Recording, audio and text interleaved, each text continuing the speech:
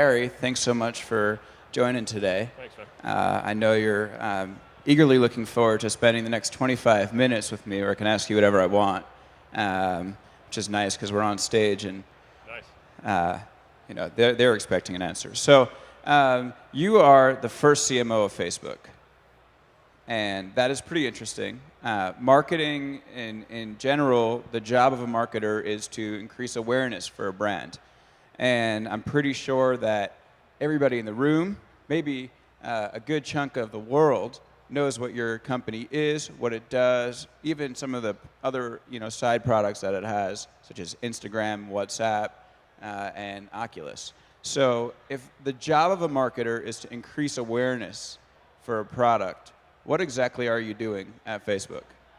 Yeah, I mean, I think that certainly is one of the jobs of marketing. Also, a big job of marketing is retention. And so a lot of what our team does is around that. And then in particular, what I've found, I've worked in digital for a while. One of the things that's interesting is as people use a product, they do get used to using a product in a particular way, and a lot of the other feature set of the product is becomes almost like wallpaper. You don't really see it. And so one of the things we also get involved in terms of awareness, if you will, to take the construct of your question, is we work a lot in product marketing to get people to use other parts of the product that they might not be using. So, Messenger, if you're not using Messenger, groups, if you particularly are working and kind of using just newsfeed, but aren't curating your newsfeed in terms of learning how to use things like follow and unfollow. Those are all things that we get involved with as a way to drive retention and drive usage over time for the folks who are already on Facebook. So what Messenger's actually taken off really nicely, but what products do you think right now you'd like to see more use of within Facebook? I think the one that I think is particularly interesting is Groups, which has grown quite considerably. Mark talked about Groups a little bit at F8, which was our developer conference a couple weeks back. And I think that's probably the next one for me that is particularly interesting from a usage standpoint, simply because it allows people who've been on the platform for quite some time to have conversations with select sets of people in a way that is really useful to them. So we find that people who use Groups tend to be even more passionate about Facebook. Yeah, I'd like to actually hear more about that. Maybe not right now, but I do think that there was a very big use case for Groups when Facebook really began. And then they faded, so we'll see how they return. Yep. At AdAge, we've done some coverage about how marketers within organizations are becoming more influential. A lot of marketers are making their way into the CEO role. Marketers contain oftentimes all the data of the organization, and they're looked to by others to really figure out how the company should run. So one question I have for you is, how influential is marketing within Facebook, the company right now? And how has it changed in the past couple of years? Yeah, well, I think to the beginning of your question, we have a great CEO. I think he's staying exactly where he is, so I'm not going to go do that. The way that we've been kind of thinking about marketing is, you're right. I mean, there wasn't a centralized marketing group until a couple of years ago. We're playing more of a role, I think, in the organization and thinking about kind of the central themes that we want to communicate as a company. Particularly one of the things we've gotten more involved with in the last year or so, and it a little bit gets to your first question about acquisition, is Internet.org. So certainly Facebook is quite developed in countries like this one, but not as developed in other countries around the world. And that's simply because people aren't connected. And really the goal of what we want to do with Facebook is truly to connect the world. And so we've been getting more and more involved in areas like Internet.org to grow kind of primary demand for the Internet in various countries. And then specifically as it relates to the role of the marketing department, we are particularly involved a lot in product marketing. We're getting involved a lot, obviously, with the PR and the communications and policy teams in terms of coordinating our messages around the world. And as a result, I think playing more of a role in how people think about Facebook, whether they're an existing user for quite some time or a new user. Okay, let's get into the product a little bit. Exactly a year ago, or almost exactly a year ago, Facebook had a product manager named Mike Hudak who wrote this rant about news. And he went through basically organization by organization, describing how he was disappointed in the way that the news was presented and what they were covering. And he linked a Vox piece that looked at whether you should wash your jeans or not. And at the end of the post, he goes, it's hard to say who's responsible, but someone needs to fix this shit. And then the rest of the world sort of replied to him and actually said, well, you're responsible, since a lot of news organizations get their traffic from Facebook, or a very big chunk of traffic from Facebook, and a lot of people look to Facebook for news. So I'm curious, how was that post received internally, and how do you think Facebook's responsibility for surfacing maybe better quality news has been perceived internally since then? Well, I mean, first of all, just the beginning of your question of how was it perceived internally. I mean, I know Mike quite well. I actually work with his wife as well. His wife, Carolyn, works at Facebook. And there's a general approach within Facebook, which is people are respected to be able to express the opinions they want to express. So the general sense of, can an employee blog, can an employee post, in sense, I mean, we are a very socially driven company, and so we want people to have a voice. So that was totally fine. I think what Mike really was trying to get to is, well, first of all, Mike, in terms of his own background, has been a blogger for quite some time. He's blogged about politics for quite some time, and I think he's expressing his views, which is great. We certainly recognize that for people using Facebook every day, one of the most slow processes for them is actually to read an article or get a video clip. And so the better we can make that experience for people, the more quick it can be, the more delightful it can be, the more people are actually consuming news, the more they're going to find that they're getting articles in front of them that they want to see. And certainly we do that as it relates to newsfeed. So I think what Mike was really poking at was, one, are people actually getting the set of news content that they want to be able to see? Are they seeing it in a form and a speed that actually is useful and enjoyable for them? And then how can news organizations actually adapt and do better over time toward that, and how can we? And how do you think clearly something was wrong when he wrote that post. So how do you think the job Facebook is doing measures up right now? Well, I mean, I think we're certainly doing more and more in terms of helping people understand how newsfeed works, helping people take more of an active role, which they can in terms of the nature of the stories that they see. And built into the product is your ability to say, I want to see more like this, I want to see less like this, I want to see things from people like this, don't see people from people like this. And so the degree is, getting back to your earlier point of what we actually do within the organization and also within marketing, is help people to get the newsfeed that they really want. And then certainly what we've been doing over the last year is doing more in the area of video, where one is making sure the video experience is quicker, making sure that you can see related information to a particular video, whether it be a news story or another video, that helps you kind of go further into a story. And we're going to continue to work on those products to make sure that people can get kind of even more rich content than they're already getting. The video consumption on Facebook, it's been pretty widely written about. It's gone up quite considerably in the last year. It continues to grow rapidly. And we think by giving people more information in feed in a way that doesn't overwhelm but actually relates to what you're interested in, we can continue to drive time, and we can continue to grow satisfaction. And a big part of this is publishers need to trust Facebook to do what's right by them. So one of the products that we haven't talked about yet is a new product coming out called Instant Articles, where publishers will basically host their articles within Facebook, and then Facebook is going to do a revenue share, or at least most of that's been reported.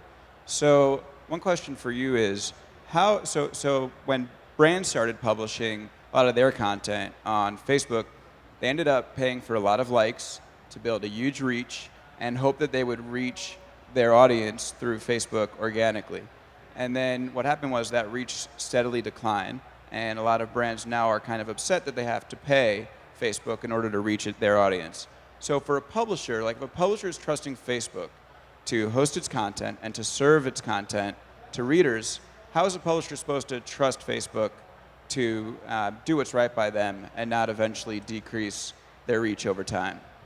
Yeah, so I think the conflation of page likes, ads to news isn't quite accurate, and I can get to that in a second. More specific to what you're asking about, we are trying to get at making sure that the video experience in particular and the load time experience for articles is as good as it possibly can be.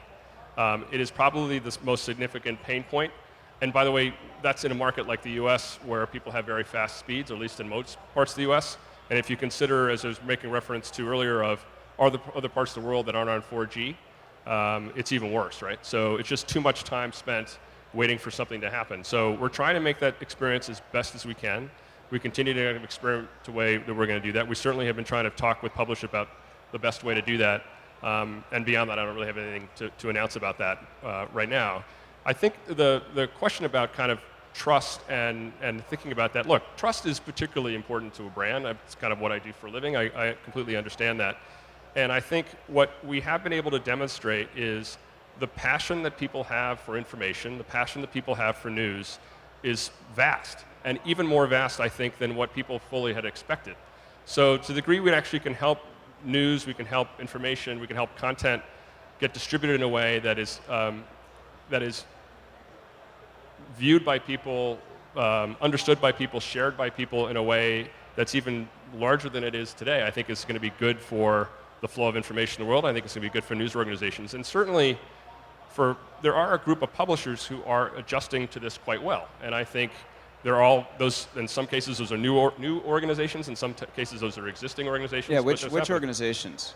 I think it's dangerous for me to name names, but because that'll get attributed in a way where I don't think that's fair either. I appreciate the fact that you asked. I'm just not going to answer that. So yeah. Fair enough. So the other side of the coin is, so I originally asked, okay, how are publishers going to trust Facebook? The other side of the equation is Facebook. I mean, I'm kind of hoping this succeeds because Facebook can actually do some really good things for journalism. Like right now, all those news articles that are shared on Facebook, a lot of time, the publishers won't make any money. Yeah. And so Facebook has such a huge access and reach that it's easy to see why some publishers are into it, because if done right and if the revenue share is sort of fair, then Facebook could end up saving journalism. Yeah, I mean, I think our hope, look, I mean, if you, Chris Cox, who runs product, for example, if you listen to Chris, and Chris has been out talking a little bit recently, I mean, that is the passion that he has, is that I think we recognize the ability, and this is from the guy who's, was one of the starters of Newsfeed, that we can have a really profound impact on how information gets shared in the world, which is pretty awesome. And then I think I'd like to go back, because we didn't quite get to the point you were bringing up about ads and pages and likes and such, simply because one of the things that we're kind of very fortunate with as a business is the amount of competition for what's in your news feed. Literally, if you kind of go 18 months ago, this is about accurate, is up by an order of magnitude of what is competing for the average user's news feed.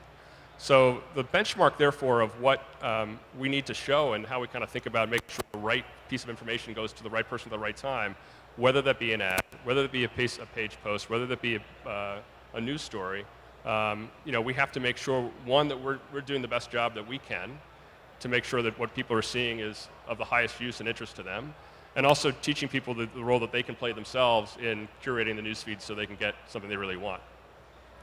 Okay, fair enough. So more people are competing for space in the news feed. Maybe brands aren't really as screwed as they're all saying they are. I would look. I mean, there's a lot of brands who seem pretty pleased with what they're seeing on Facebook. I think one of the things we try to do as an ads organization is learn and try to be pretty humble about what's working and what's not working. We obviously have been seeing the shift to mobile pretty substantial in the last 2 years, and trying to work with a lot of large businesses, small businesses, to make that adjustment and make the product better. There's the big focus of the organization is on the product, and everything kind of works through that, and trying to make that better, month on month. Okay, last question about news, then we'll move on. That's okay. So, do you think that this is going to save journalism? You can make some news right now if you say yes. Yeah, sure. Look, I mean, I don't think I want to go for that headline. I mean, I think we can have a really large impact in having more and more information go to people in a way that's highly useful to them in the world. By the very nature of your question, you're saying that news needs saving. I think so. I mean, the business model right now is pretty awful. Well, that's different than I think the nature of news. There are, again, and you asked me before to name names, and I don't want to do that, but there are a lot of... AdAge. AdAge is one. I am a subscriber, and that's even before I met you, but I've been in this business for a while. I think there are a lot of organizations that are making the adjustments quite well, and there are new organizations that are emerging that are doing really provocative things in terms of how they're covering the world. That's not a coincidence. I think that's just because the nature of how people consuming information is changing so fast. I mean, it's going from print to desktop to mobile. to whatever is next in terms of what might be immersive technology. So, is the business model suffering? Is the business model an issue? Yes. Have a lot of people written about that? Yes. But I don't think journalism needs saving. I think journalism just needs to make sure that we're getting content to people in the best way we possibly can. All right, man. We're counting on you to help us out here. All right. So let's talk a little bit more about something that's less in the news, which is Facebook's advertising technology play. So aside from bringing publishers in on Facebook, Facebook is also in the midst of releasing a slew of products that are going to help publishers monetize their sites based on people-based marketing. So not relying on cookies necessarily, but more on folks' identity, which Facebook knows. So on that point, what is Facebook's responsibility to publishers when it starts helping them monetize their own websites? Is there a responsibility for Facebook to maximize profits, which I would imagine the answer is yes, or does it also come into play like, hey, we should make sure that we're giving the publishers as much as we possibly can, because the data is the valuable part in this equation to advertisers. So how does Facebook balance that deal they're giving to publishers with the demand by shareholders to maximize profits? Well, no, I mean, if you listen to the earnings calls and things like that, Mark takes a very long-term view on Facebook. We are not, and we got asked this question. I made a reference earlier to Internet.org, and a couple earnings calls back, there was a direct question about whether or not we should be doing Internet.org, and is that good for shareholders? And Mark said, if that's your interest, you probably shouldn't be investing in Facebook. We don't think of businesses in the way of saying, what is it going to, what's a nickel next quarter? I would tell you, I work inside the company. That's not a conversation I've ever been part of. Our focus really is on making sure that the product is as useful as possible every day. And for many people, multiple times a day. And if that be where you're on the Blue app and you're in your phone, great. If that means that you're somewhere else where you actually see a piece of content we distribute and we kind of help you distribute, great. But the amount of time that you spent with us, the amount of attention you spend with us, we're very focused on that. Revenue follows from that. But that is not the primary. That's not the primary consideration in how we think about product. Is that what it's called internally? The Facebook app is called the Blue app? Yeah, we do. Nickname-wise, we sometimes call it the Big Blue app. What's the Messenger app called? The Messenger app, yeah. So, okay, as long as we're on that topic, let's talk about that. Yeah. So Messenger is really going to become more than just a messenger. We've already seen Facebook has announced that it's prepared to introduce some customer service activity within Messenger. And if you look over to China, there's messengers like WeChat, where not only can you message, you can buy things, you can hail a cab, you can book a flight, you can, video chat, which Facebook also just introduced. Yeah. And and you've already introduced the ability to send payments in sort of like a Venmo method. So let's start with this. How huge can Messenger get in terms of the amount of functionality that Facebook can pack into there? Yeah, I mean, I think with any given, first of all, let me go kind of the broadest part of the question. I mean, messaging globally is just an incredible phenomenon that I think in the US we understand a lot less than the rest of the world. So I think simply just understanding the nature of messaging, you made a reference obviously to China. We own WhatsApp and are pretty impressed by that organization in terms of their growth and their ability to have a lot of interest in various markets around the world. For Messenger specifically, yeah, we are testing a bunch of things right now. Specifically at F8, a few weeks back, we talked about a test we're doing with Everlane and Zulily in Messenger for Business. We will continue to look at that in terms of its impact. And as any case, whether it's in the Facebook app, whether it's in the Messenger app, we are always introducing new features and functions, getting a sense from learning very quickly whether those are useful to people or not. And if they're not, we kind of, take the volume down and introduce other things that may take their place. I mean, if you go to the Facebook app and look at the navigation, and go back 2 years and look at the navigation, you look at the navigation today, it's very different. And I think you should expect that to continue from us. And we're always in a balancing act between finding what people find useful and what people don't. And sometimes we're out ahead of that, and we find that if given features get traction, sometimes we find that it isn't. Specifically for Messenger, again, if you look at business models around the world, yes, we think there's something interesting in payments. Yes, we think there's something really interesting in commerce. And also we think there's kind of a broad business system. You kind of take customer care and the like, which we've talked about with the business test, that in all those cases, because you have a direct one-on-one conversation, or sometimes one-to-group, small group conversations that go on within Messenger, there's an opportunity for particularly small businesses and to have a connection with people that they haven't had before. And what I think is really interesting about Messenger, it's like the one place on your phone and the internet where you're actually paying attention, because you're allowing only your intimate connections into there, and you're not getting bombarded with spam like you are in email or maybe even on your phone. Yeah. And it's actually a really good launching pad for other businesses, as we've seen in Asia. So absolutely. What's to stop Facebook from, let's say, launching an Uber competitor? You already have so many there's lots users in there. Yeah, no, we have plenty going on right now. So I'm not going to talk about ride sharing today.